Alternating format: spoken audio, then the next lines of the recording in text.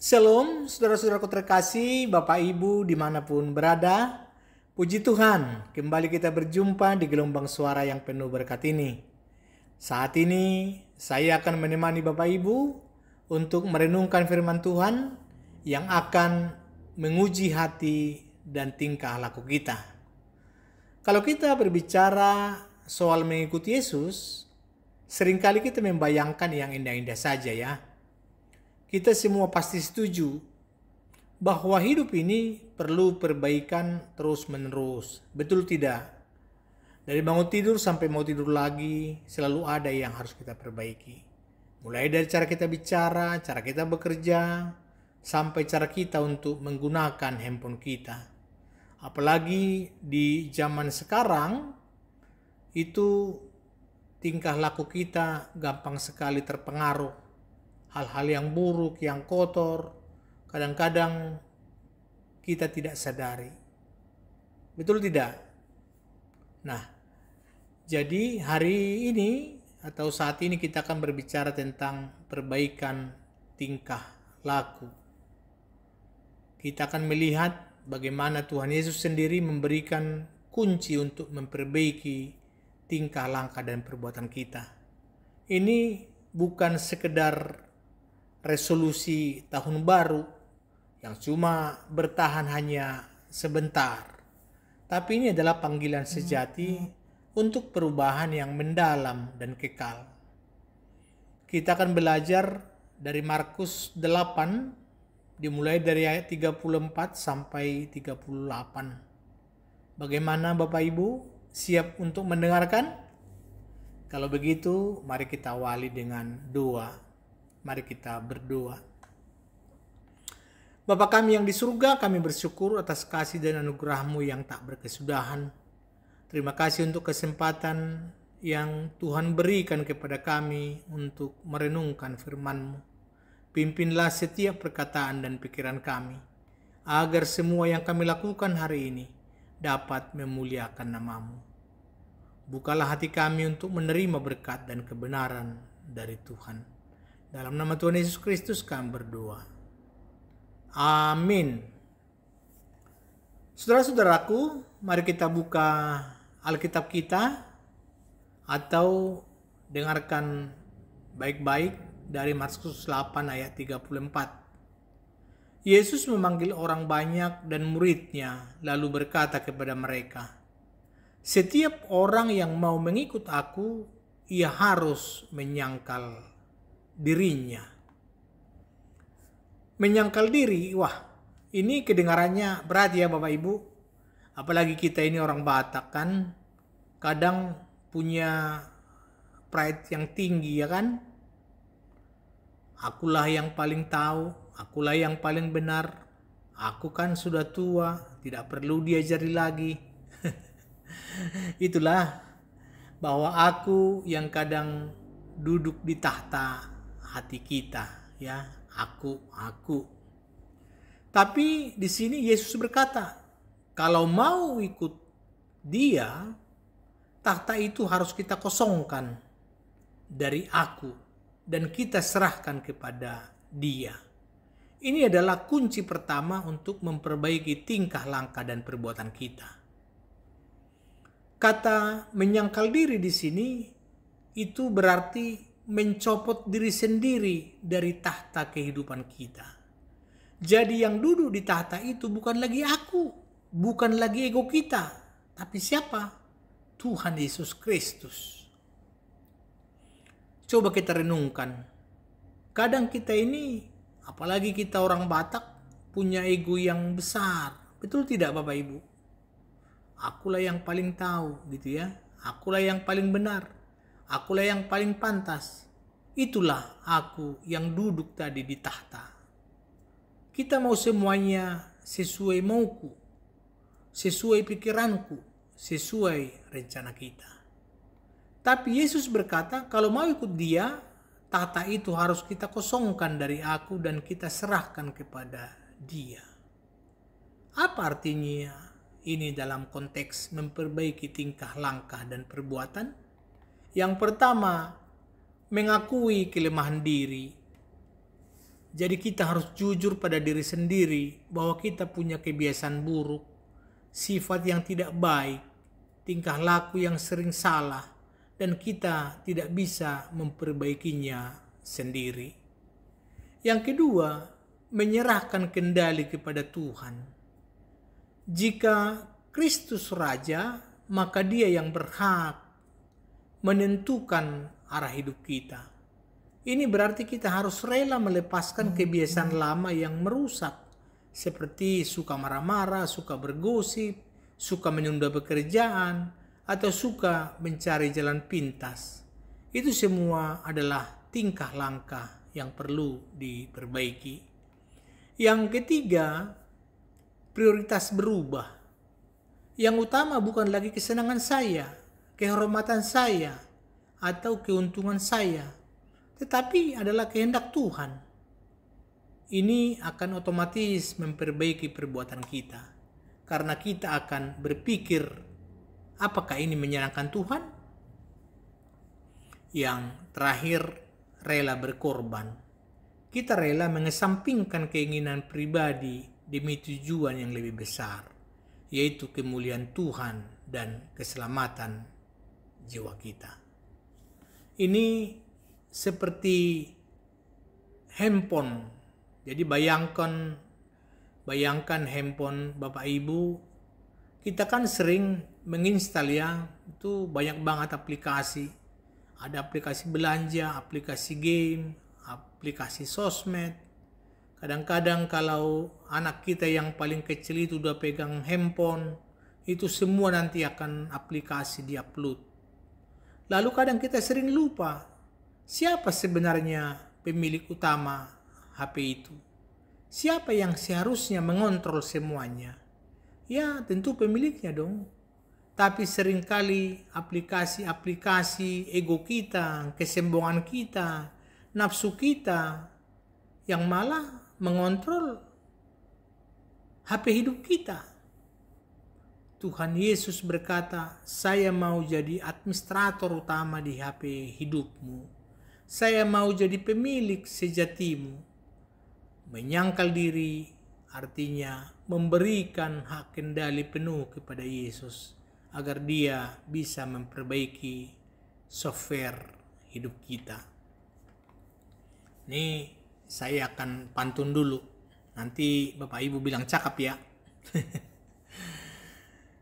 Dari Perbaba naik ke Samosir, hati senang melihat Danau Toba. Jika diri suka berpikir kotor, mari disangkal Tuhan pasti mengubah. Baju ulus warnanya merah, disulam indah, tangan terampil. Ego manusia penuh amarah, menyangkal diri, hati jadi damai. Menyangkal diri itu bukan tentang kita jadi tidak punya identitas. Justru dengan menyerahkan diri kita kepada Kristus, identitas kita sebagai anak Tuhan akan semakin bersinar dan tingkah laku kita akan diperbaiki dari dalam. Baik, kita lanjutkan firman Tuhan di Markus 8 ayat 34 dan 35. Yesus berkata, memikul salibnya dan mengikut aku. Itu tadi 34 ya. Karena siapa yang mau menyelamatkan nyawanya, ia akan kehilangan nyawanya. Tetapi barang siapa kehilangan nyawanya karena aku dan karena Injil, ia akan menyelamatkannya. Bapak Ibu, memikul salib ini berat. Ini bukan seperti memikul goni beras dari pasar ya. Bukan seperti memikul solu ke Danau Toba. Ini lebih berat lagi. Ini adalah aksi nyata dari perbaikan tingkah laku dan perbuatan kita. Kalau di zaman Yesus, salib itu bukan aksesoris cantik yang dipakai di leher kita. Salib itu adalah lambang hukuman mati yang paling kejam. Jadi memikul salib artinya siap menghadapi penderitaan, siap menghadapi cemoohan, penolakan, bahkan mungkin aniaya karena kita memilih untuk hidup sesuai dengan firman Tuhan. Misalnya saat kita menolak ikut bergosip, menolak mencontek atau menolak korupsi, itu perbuatan yang benar, tapi kadang ada harganya. Jadi memikul salib artinya bersedia membayar harga, rela kehilangan kenyamanan, popularitas, atau bahkan posisi sosial demi Kristus. Ini adalah perbuatan yang menunjukkan kesetiaan kita.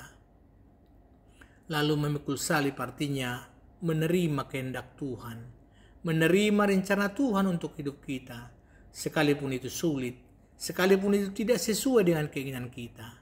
Ini adalah tingkah laku berserah. Ada seorang penafsir berkata bahwa memikul salib itu bukan berarti kita harus mencari penderitaan. Tidak, Bapak Ibu. Tapi itu berarti kita harus siap menanggung segala permusuhan dunia karena kesetiaan kita kepada Kristus. Siap dibilang sok suci, sok rohani, sok alim. Siap dikucilkan karena tidak ikut-ikutan berbuat dosa. Ini adalah harga memikul Yesus. Ini adalah bagian dari memperbaiki perbuatan kita. Bapak Ibu, kita kan orang Batak ya. Kadang kuat gengsi. Jangan bilang saya ikut persekutuan itu. Nanti dibilang saya sok alim. Religius, sok soleh gitu ya. Atau malu kalau menolak diajak nyontek, nanti dibilang lagi tidak solider. Tetapi Yesus berkata, kalau kita mau menyelamatkan nyawa kita sendiri, dalam arti hidup nyaman di dunia ini tanpa masalah karena tidak mau ikut Yesus, justru kita akan kehilangan nyawa kita yang sejati, yang kekal. Tapi kalau kita berani kehilangan nyawa kita, dalam arti rela berkorban, rela menderita demi Kristus dan Injilnya, justru kita akan mendapatkan hidup yang sejati, hidup yang kekal. Jadi bayangkan kita sedang main game online. Ada yang namanya mode survival. Atau ada namanya hard mode. Kita tahu itu susah. Tapi kalau berhasil, hadiahnya lebih besar kan? Nah, hidup mengikut Yesus itu seperti memilih hard mode di dunia ini. Mungkin tidak selalu gampang. Mungkin banyak banget tantangan. Tapi hadiahnya hidup yang kekal. Ini jauh lebih berharga dari semua level yang kita dapat di dunia ini. Jadi memikul salib itu berarti kita rela melepaskan gengsi kita, melepaskan kenyamanan kita demi kebenaran Kristus. Rela dibilang aneh karena tidak ikut bergosip, rela tidak populer karena tidak ikut menipu, rela kehilangan sedikit uang karena tidak mau korupsi. Itu salib kita. Dan itu adalah perbaikan tingkah laku yang nyata di mata Tuhan. Yang ketiga, saudara-saudaraku, ini bagian yang membuat kita merenung sangat dalam. Ini adalah tujuan akhir dari perbaikan tingkah langkah dan perbuatan kita. Mari kita lanjutkan dengan bacaan kita di Markus 8 ayat 36 sampai 38. Ayat 36. Apa gunanya seorang memperoleh seluruh dunia tetapi ia kehilangan nyawanya? 37. Karena apakah yang dapat diberikannya sebagai ganti nyawanya? 38. Sebab barang siapa malu karena aku dan karena perkataanku di tengah-tengah angkatan yang tidak setia dan berdosa ini, Anak Manusia pun akan malu karena orang itu apabila ia datang kelak dalam kemuliaan Bapanya diiringi malaikat-malaikat kudus.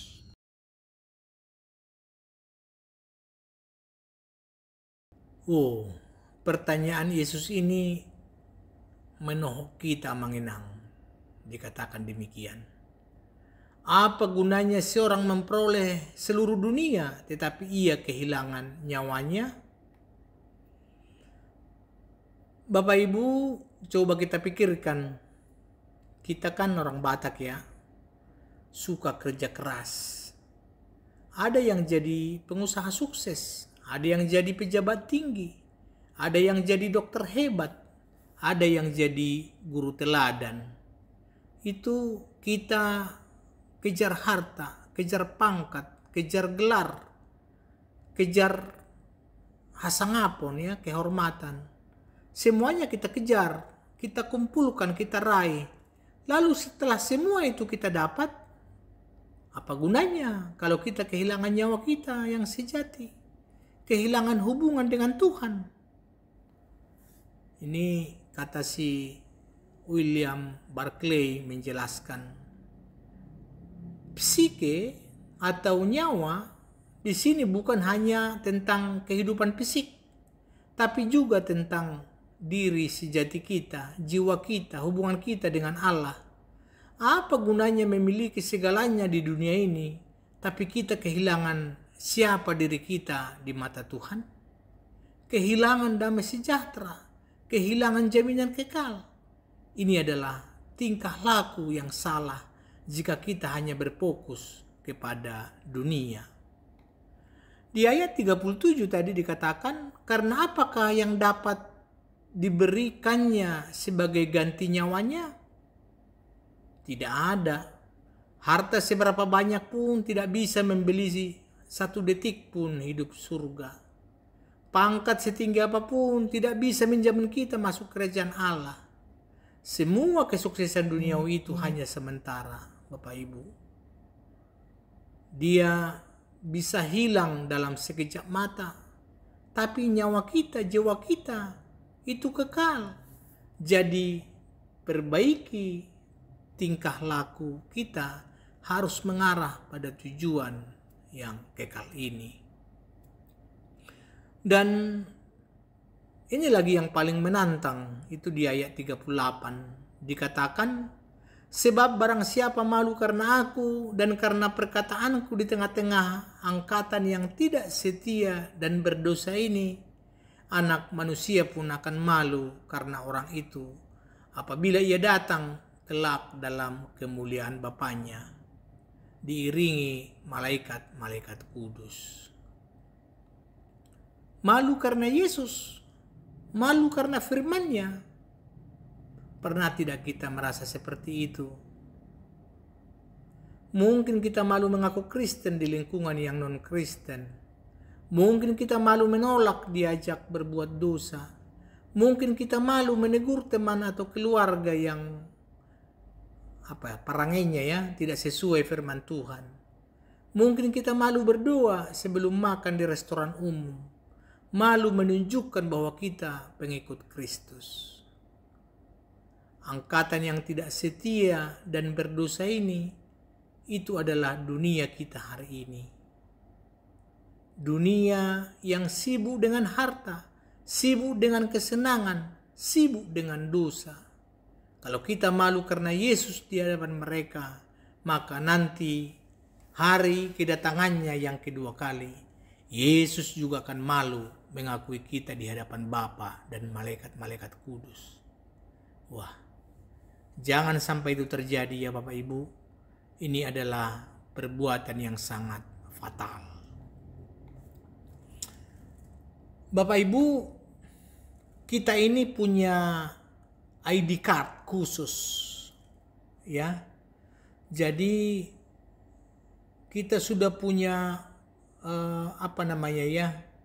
ID card untuk masuk surga.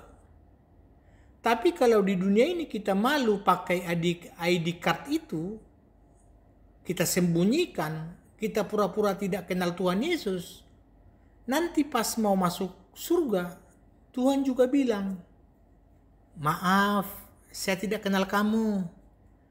Jangan sampai seperti itu ya, Bapak Ibu. Perbaikilah tingkah laku kita. Harus dimulai dari keberanian untuk mengakui Yesus. Saudara-saudaraku yang kekasih, firman Tuhan hari ini sangat jelas. Memperbaiki tingkah langkah dan perbuatan. Itu bukan sekedar ikut-ikutan tren atau janji sesaat. Ini adalah sebuah panggilan untuk hidup total bagi dia. Sebuah proses perbaikan yang terus-menerus yang dimulai dari hati. Ini adalah panggilan untuk yang pertama menyangkal diri, menurunkan ego kita dan tahta hati untuk membiarkan Yesus bertahta penuh, sehingga tingkah laku kita diperbaiki dari akarnya. Yang kedua, memikul salib, siap menghadapi konsekuensi dari hidup benar di tengah dunia yang berdosa, rela berkorban demi kesetiaan pada Kristus, sehingga perbuatan kita menjadi bukti iman.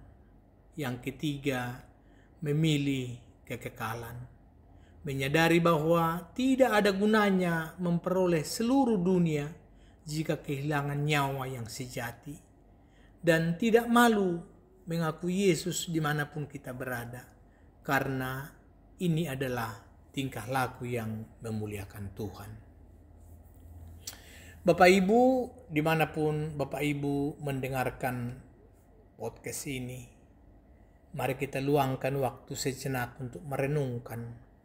Sudahkah kita sungguh-sungguh menyangkal diri kita? Sudahkah kita bersedia memikul salib kita setiap hari? Sudahkah kita tidak malu mengakui Yesus di depan dunia ini? Ini adalah langkah-langkah nyata untuk memperbaiki tingkah, langkah, dan perbuatan kita. Bapak Ibu, mari kita ambil waktu untuk berdoa. Saya akan berdoa. Bapak Ibu boleh mengikutinya dalam hati dan dengan suara yang pelan. Tuhan Yesus, terima kasih untuk firman-Mu hari ini yang menegur dan menguatkan kami. Kami mengakui sering kami masih mendahulukan diri sendiri, masih malu mengakui Engkau. Ampuni kami ya Tuhan. Hari ini kami berkomitmen kembali untuk menyangkal diri kami, memikul salib kami, dan mengakui Engkau dengan segenap hati. Tolong kami ya Roh Kudus, berikan kami keberanian agar kami tidak malu bersaksi tentang Engkau. Kami mau menjadi murid-Mu yang sejati, yang berani membayar harga demi kemuliaan nama-Mu. Dalam nama Tuhan Yesus Kristus kami berdoa. Amin. Puji Tuhan, kiranya komitmen kita ini diteguhkan Roh Kudus dan kita diberikan kekuatan untuk menjalani setiap hari sebagai pengikut Yesus yang sejati. Terima kasih Bapak Ibu. Terima kasih semuanya. Terima kasih sudah mendengarkan gelombang suara ini. Semoga firman Tuhan hari ini menjadi bekal yang kuat untuk kita menjalani hidup di tengah dunia ini. Jangan lupa membagikan podcast ini kepada keluarga, teman, maupun punguan Bapak Ibu agar semakin banyak yang diberkati. Oras, Tuhan Yesus memberkati kita semua.